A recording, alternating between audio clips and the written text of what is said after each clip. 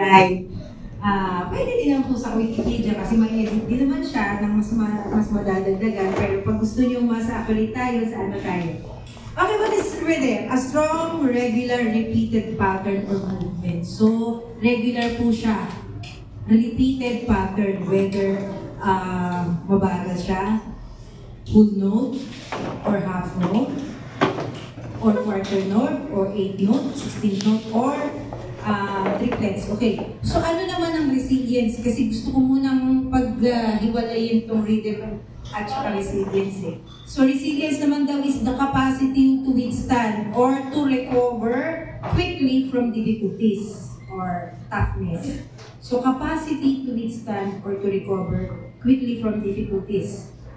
So sa metaphorical explanation ko, so yung term na rhythms of resilience uses the concept of rhythm to describe the cyclical nature of resilience. So just gaya ng musical rhythm.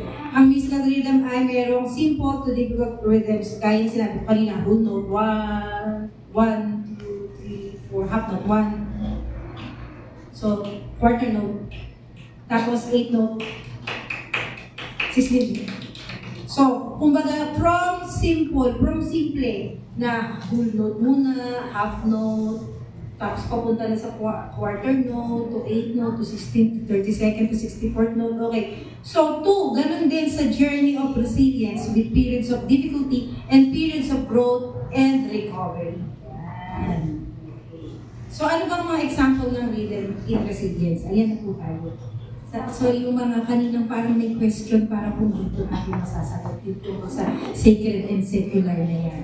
So, examples of rhythm in resilience number 1. Learning from mistakes. Okay. So, maikukunik na, anong connection ng rhythm sa resilience? At na example ng rhythm of resilience daw is learning from mistakes. Okay.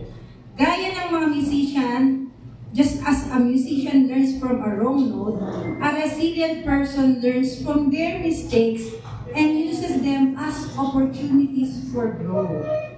Okay. So, halimbawa sa ating mga iglesia, kasi alam ko po ang aking mga kaharap ngayon ay mga music leaders. So, ako po ay masaya na ako'y makakabahagi sa inyo na tayo merong ganito na ngayon, music leader seminar, ganyan, music leader workshop, ganyan. So, ayan. Gaya nung just like musician learns from a wrong note, ganun din tayo, no? A resilient person learns from their mistakes and uses them as opportunities of growth. Huwag po tayong meron, kasi alam ko mga music leaders kayo, karamihan po ba dito ay may learning about music talaga or nan, kagaya kanina ni Sister, natandaan ko talaga yun, si Sister Lorna Mangumpit, tama po, asan po si Sister Lorna? Ayan, Sister Lorna, gusto ko lang pong i-share sa inyo na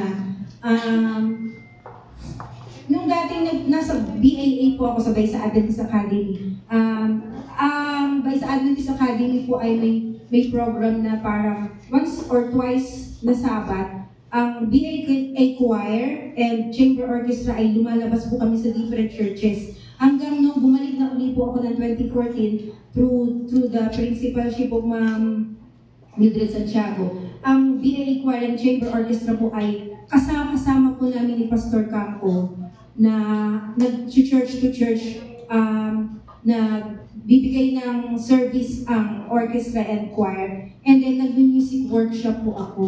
So, Sister Lorna, wag ka na pong malungkot, mamaya ibibigay ko sa iyo number ko. Kasi ako, kahit namatay na po si Pastor Campo, at ako po ay merong one Sabat na nilalaan sa mga churches. Nag-ano po ako, church hopping, naggagala sa mga churches.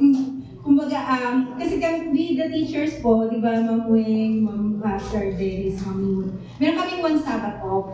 So, yun yung tatlong Sabat sa school kami. Isang Sabat off. Yung akin pong Sabat off, pero napalitan na kasi ngayon, fourth Sabat na, yan. Tuwing fourth Sabat po, ako po ay naggagalugad ng mga churches. Pero hindi naman po, pupunta ako sa church. Hindi naman po ganun. Ay, yung naghihintay din po ako ng invitation, Sister. Meron pa nga ako hindi nababalikan yung sa Antipolo kasi nabitin sila na may part 2 kami ng workshop, paano ang art of accompaniment, art of